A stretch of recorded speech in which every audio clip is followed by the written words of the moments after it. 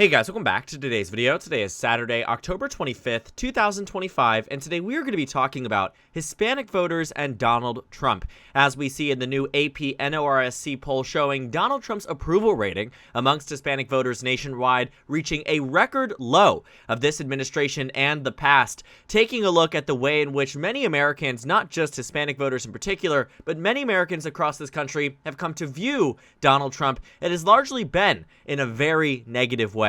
But as we've looked to see through the weeds of it all and specific to demographics, Latino voters have been a unique point of interest for Donald Trump and the Republican Party, as they did quite well with them in the last presidential cycle, ultimately ushering in Donald Trump's election victory in states like Arizona, Nevada, and so on and so forth. And it's a big reason as to why there was this real racial reckoning across this country after the last cycle, talking about, looking at how different demographics were voting. Were they voting for Kamala Harris? Were they voting for Donald Trump? And what did it mean in terms of what the expectations had been? Looking at previous voter demographic samples, voter demographic breakdowns from the 2020 cycle, 2016 cycle, 2012 cycle, it seemed as if in the 2024 election, Donald Trump completely rewrote the playbook.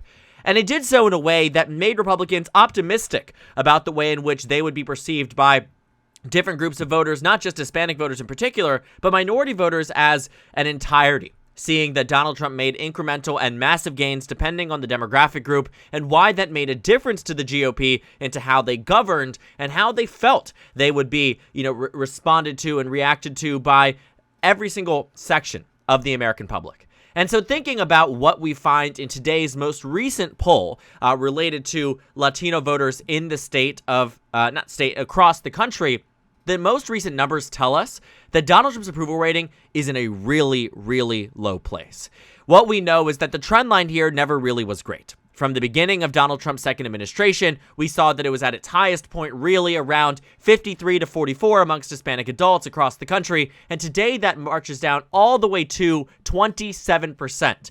A huge dip from the numbers in September, an even bigger dip from the numbers in March, and obviously a huge fall off from the numbers in January. And so why that matters, why that is such a big deal for voters across the country, and why this matters a lot to Republicans, is because in order for them to win future elections, the coalition they need to build needs to be as broad and as powerful, arguably, as Donald Trump's electorate was in 2024. And thinking about what it would take for J.D. Vance or someone of the like, J.D. Vance, Marco Rubio, whoever it might be, in order for them to win the next presidential election, it's going to require the same coalition that Donald Trump built out in the 2024 cycle. And that means winning in states like Nevada and Arizona and Wisconsin, Michigan, Pennsylvania, North Carolina, Georgia, and amongst the others. And you must do so well, because Donald Trump in the last cycle really did build out this broad enough coalition that Republicans, if they were to play to their bases correctly, which evidently they are not, and this administration very clearly is pandering to only a small subsection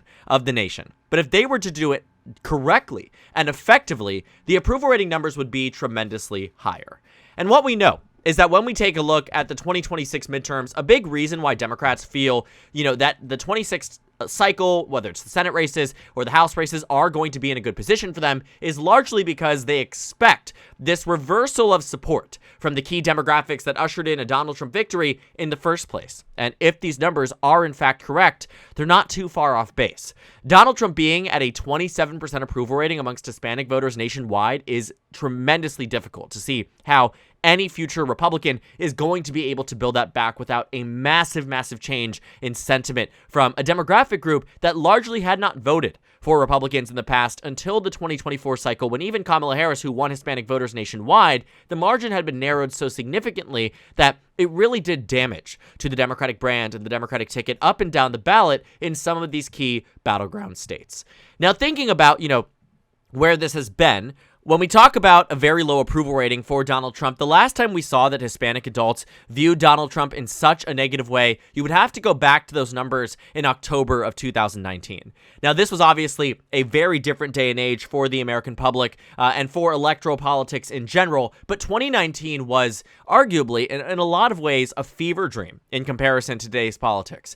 We've reached a point where, Donald Trump has really moved the way we talk about politics a lot further to the right, and also just thinking, too, about the way in which Donald Trump largely saw a huge set of voters, not just Hispanic voters, black voters, Asian American voters across the country abandon him in 2020, which largely ushered in Joe Biden's victory in 2020. When you see what happened in 2020 versus 2024, a big reason why a lot of these states did not find themselves voting for the Democratic Party again wasn't because white voters changed their minds. In fact, Kamala Harris in many of these states, swing states even, improved on Joe Biden's margin amongst white voters across the country. But when it came down to minority voters, and specifically Hispanic voters, you saw massive, massive reversals in terms of key support that Joe Biden relied on for the narrowest of victories in 2020. In Arizona, he won by 0.31. In Georgia, he won by 0.24.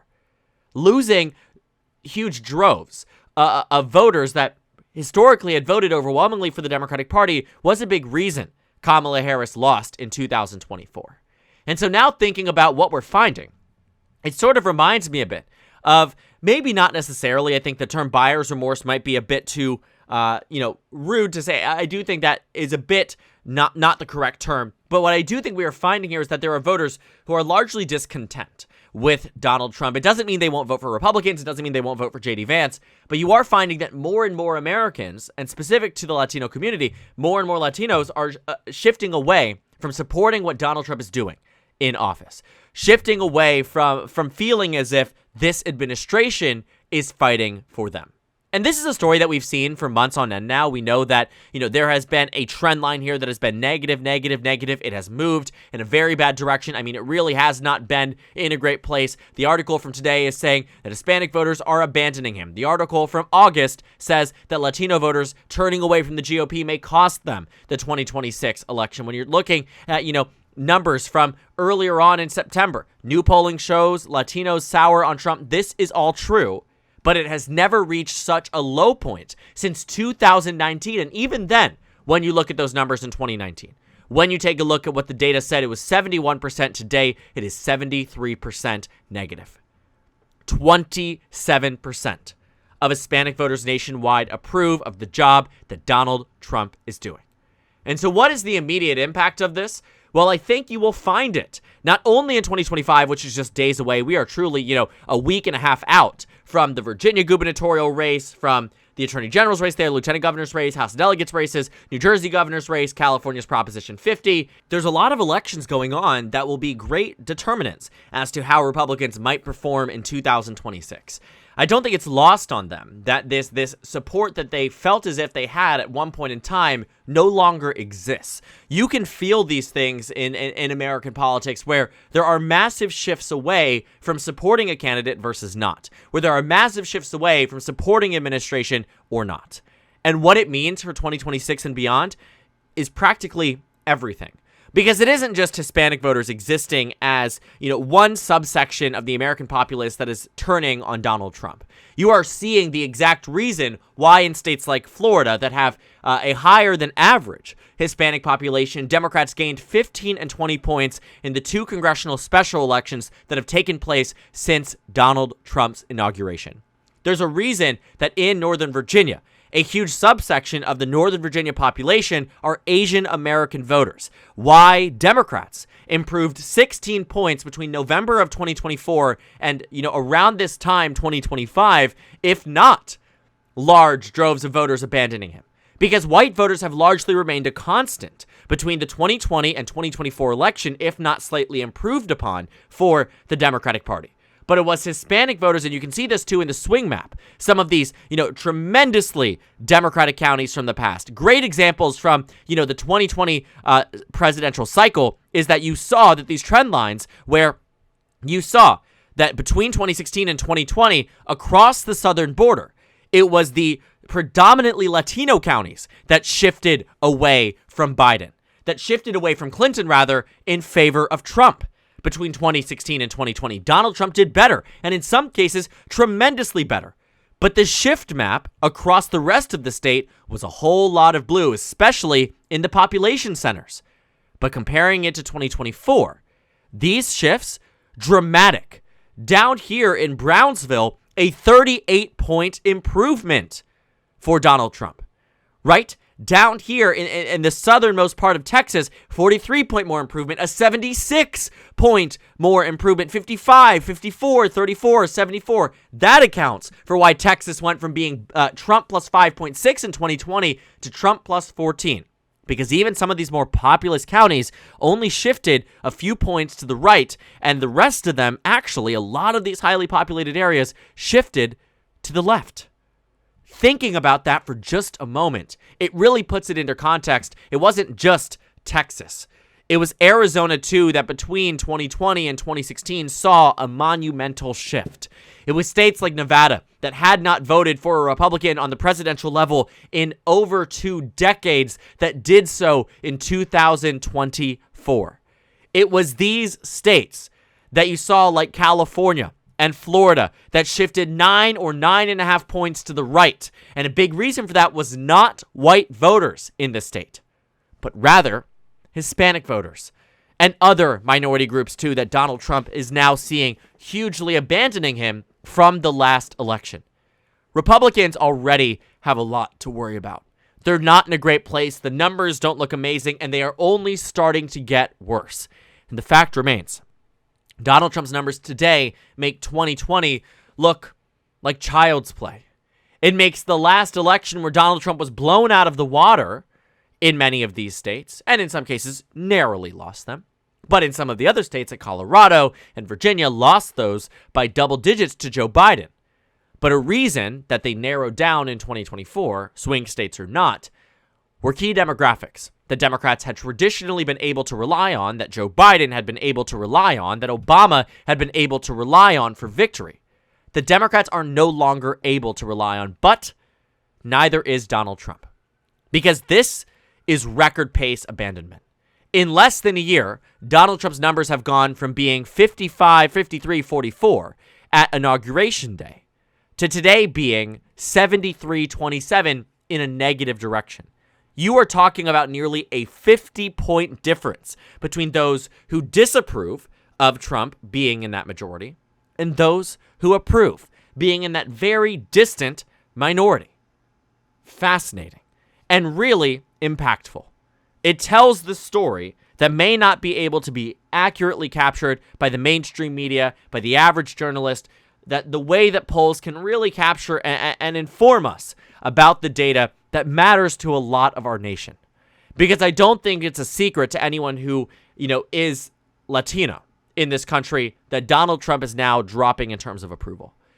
I don't think it's a secret to anyone who's Asian American that sees that their own community is turning on Donald Trump in a way that they had not in the past. I don't think these things are lost on really anyone. But it really helps to see the numbers pull it all in and say, it isn't just vibes. It isn't just a feeling that voters are angry with Donald Trump. It is verifiable data point after data point. Data points that you can track from the beginning of Donald Trump's second administration to find that voters have largely abandoned him. And not just Hispanic voters either. The numbers are just abysmal, and this is only one piece of the puzzle that explains exactly why Donald Trump's numbers are at such a low point on the national level. And as we look to the midterms, as we look to the 2026 cycle, the 2028 cycle, and how Republicans are going to navigate a national environment where the American public has largely turned on them for a variety of different reasons.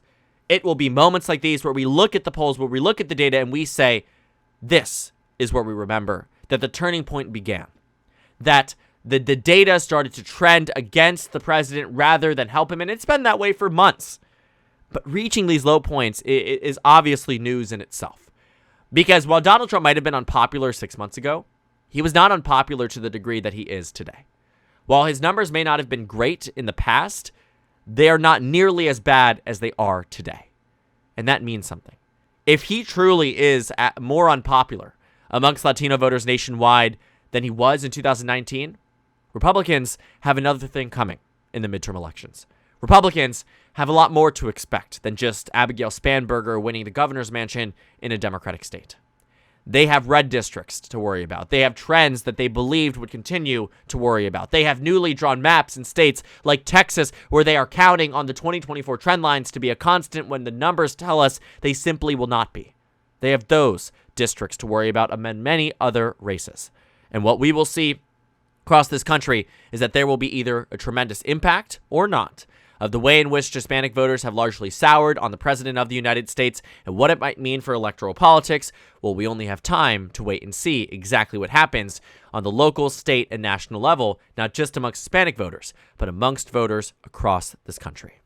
So thank you guys so much for watching this video. Make sure to comment down suggestions below. Subscribe on the left if you haven't already, and check out the Instagram and Twitter. At the top left of the screen, there's also a Discord server for you to go ahead and join. On the screen, there's a video for you to watch, and then a playlist for my 2026 House election analysis videos. Again, thank you guys so much for watching, and I will see you all later today.